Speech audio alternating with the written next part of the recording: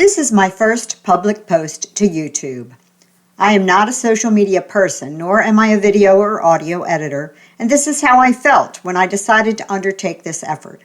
I didn't keep track of how long it took me to put this amateur video together, but I'll just say it took a lot of time, way more than it probably should have.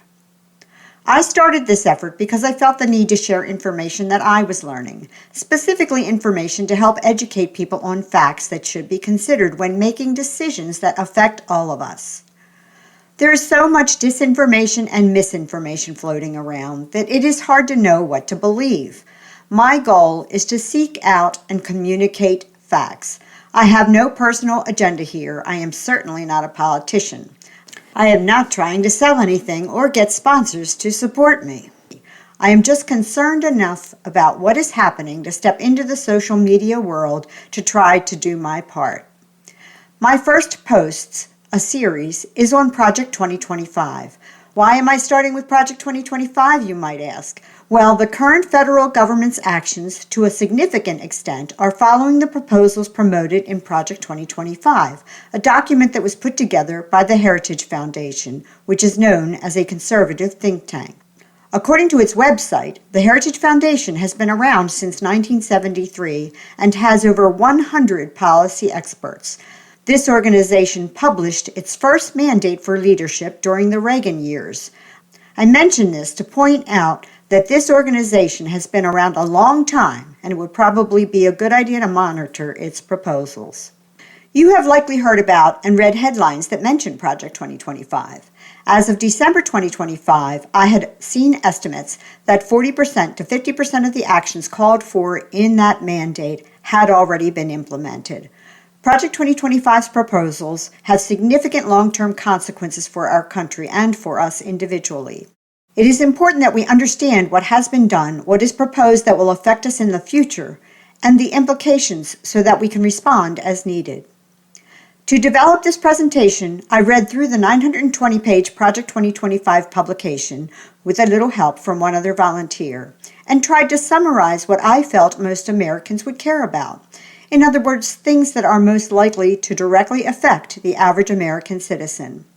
In addition to reading the document, I did a little research on some of the topics to better understand the implications.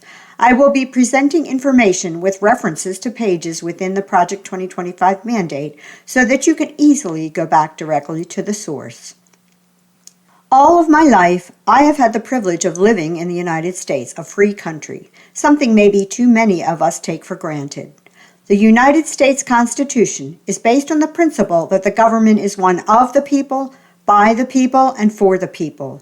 This principle is what allows us to have a voice in what happens in our country. I believe that many, maybe most of us, feel that our voices are not being heard. Actions have occurred in the last several decades that have diminished our democracy. For example, gerrymandering and campaign finance laws that allow billionaires to fund political parties, which has an influence on voter decisions. So what do?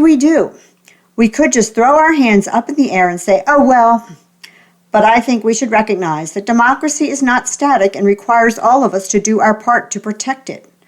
Let's take steps to reform our system so our voices and the voices of future generations will be heard.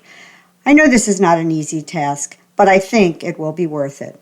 Reminding ourselves of the provisions of the U.S. Constitution that are designed to ensure our freedoms and rights is a good first step and is incorporated into Part 1 of this series. In Part 1, the actions called for in Project 2025 are presented and compared to the provisions of the Constitution. Subsequent parts in the series will address specific policies proposed within Project 2025 that affect families, the environment, education, reproductive freedoms, healthcare, immigration, and much more. Much of the news media is not referencing the Constitution when presenting what is going on in the federal government. I am not sure why. Maybe it's because they don't think their audience will understand it. Maybe it's out of concern about angering government officials. The fact that it is not being called out in the media makes it even more important that we understand whether actions being taken are or are not in line with the Constitution, which is the rule of law. We are all influenced by where we are getting our news. Are our news sources reliable and presenting facts? Or are they trying to influence us? Some of them are even referred to as influencers, so that might be a clue. People who hold themselves out as a source of news should present facts.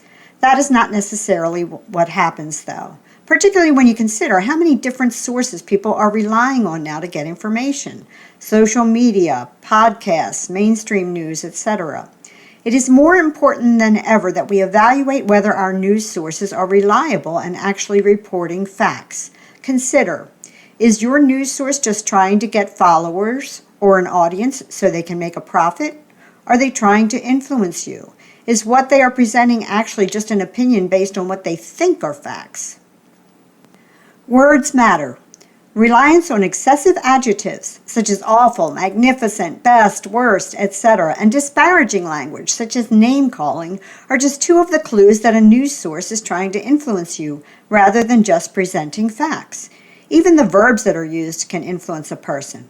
For example, using the word slashed versus reduced to describe an organization reducing its spending budget can lead the reader to immediately consider the action that the board took as a negative one. This slide shows an example of different headlines for the same story. Does the different wording elicit different reactions?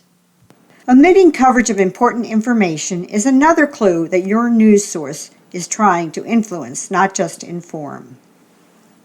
Here are some suggestions based on my search for accurate information. Evaluate the bias of your news sources. Sometimes it's pretty obvious. However, there are a few media bias sites that will provide an assessment. MediaBiasFactCheck.com, AllSides.com, and AdvantistMedia.com. These sites generally pop up if you search the name of the news source and the word bias. Rather than relying on a news source that leans heavily left or heavily right, consider including sources that are rated closer to the center. Consider news sources to stay informed of current events, including independent news. There are issues, I think, with the quality of mainstream media reporting, as these news sources are owned by big corporations.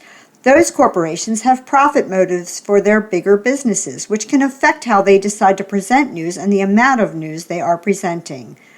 I give an example of this in Part 1 of this Project 2025 series. Before relying on independent media sources, research the journalists to understand their backgrounds. Getting your news from multiple reliable sources is an important part of ensuring the information you are getting is factual and unbiased. Finally, if you read or hear something that just doesn't sound right, or if you hear something that you feel is important from a source other than a reliable news source, for example, from an acquaintance, do some research. There are also fact-checking sites that may be helpful, such as Snopes.com, factcheck.org, and PolitiFact.com. These are just some ideas to consider as you search for facts. I have included a quote by Abraham Lincoln. I guess I'm just hanging my hat on the hope that spreading truth and encouraging people to seek truth will lead to a kinder, more unified country. One of the most important things we can all do is educate ourselves, seek the truth, open our eyes to what is happening. This is my effort to contribute to that goal. I hope this series will be helpful to you.